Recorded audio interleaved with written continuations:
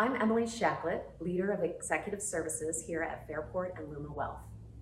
We come to you today to talk to you about a really important topic. So you're thinking about retirement. We're actually going to do two videos, a series of videos about thinking about retirement. This first video, we're going to focus on the couple of years leading up to your retirement and the things that you should consider.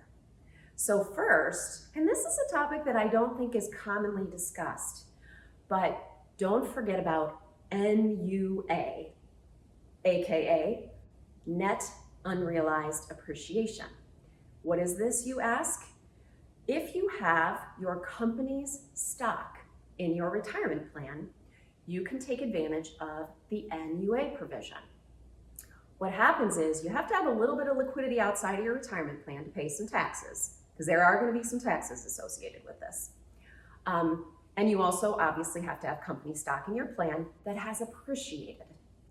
But let's just take an example.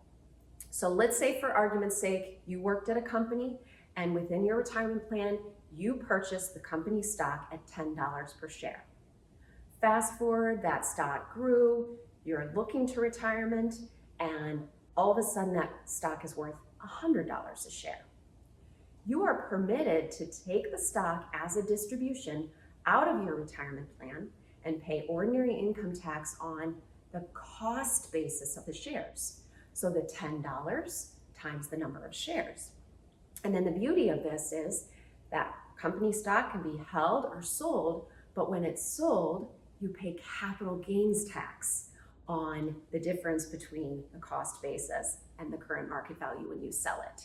So it is a wonderful benefit, especially for someone who has significant appreciation in their company shares.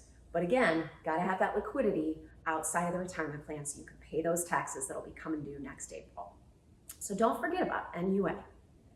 Next, let's talk about what some people call SERPs, but they are non-qualified plans.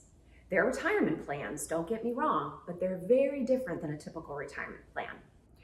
A pension, a 401k, a 403b, when you retire, you can keep them in their existing plan, but most people like to roll them over into IRAs. They are what we call rollover eligible. In rolling over those plans, you don't have to pay taxes until you then take distributions out of your IRA. Coming back to non-qualified plans, or SERPs as some people call them, they are very different. Those are not rollover eligible. And oftentimes these days, they aren't even eligible to be annuitized. You have to take a lump sum distribution.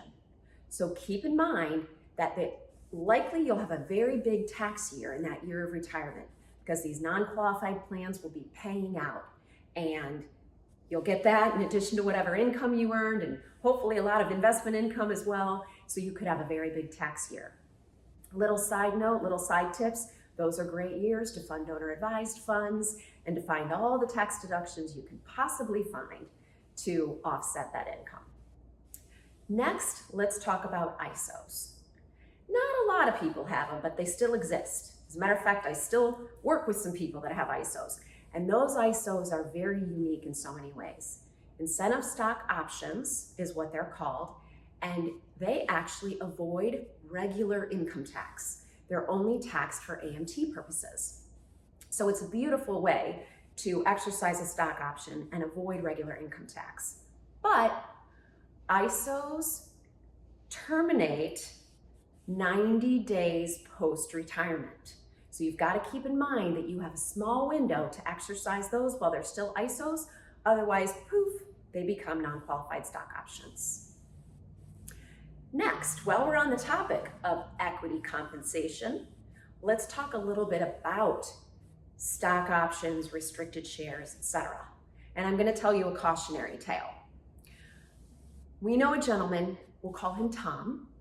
Tom was working for a large local company, and he had been there for 29 years. At his 29-year mark, the company actually rolled his division out and sold it to another company.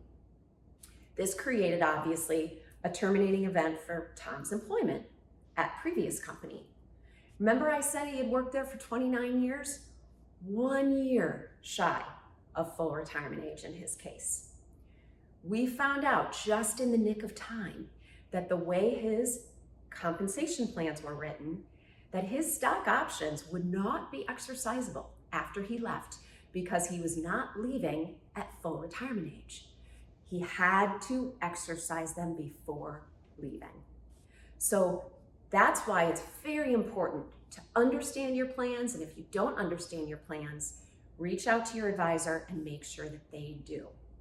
Because not any plan is created equally. They're all written differently, and you could miss out on an awful lot of compensation if you fail to consider these things. Next, let's talk about something completely unrelated to your compensation, but utterly important: health insurance. So what happens when you retire? Fortunately, when you retire, you are still eligible for COBRA. So if you retire early, like many people are doing these days, and you aren't eligible for Medicare yet, you can go on your company's COBRA plan for up to 18 months. Generally, that is the best option, because the fact of the matter is that company plans are much more robust than what you're going to find on the open Affordable Care Act market. So typically it is best for you to select the COBRA for 18 months while you can, and then make sure you have a good advisor who can recommend somebody to help you pick an ACA plan if you need that in the interim before Medicare kicks in at 65. Last, asset allocation. You know, all these years you've been working, you've had this stream of income, and that pays your bills. All of a sudden, you're going to need to utilize your accounts, your investment accounts, your retirement accounts, and draw off of those to get yourself a paycheck every 2 weeks or every month like you're used to. And that's why it's critical in the years leading up to retirement to look at your asset allocation and to start to think about, how many years worth of my draws, my expenses, do I have set aside in those lower volatility assets? Because boy, haven't we seen, this market is very volatile. And we can all stomach the volatility as long as we know that we've got at least 3 to 5 years of what we need carved aside in assets that won't ride the roller coaster.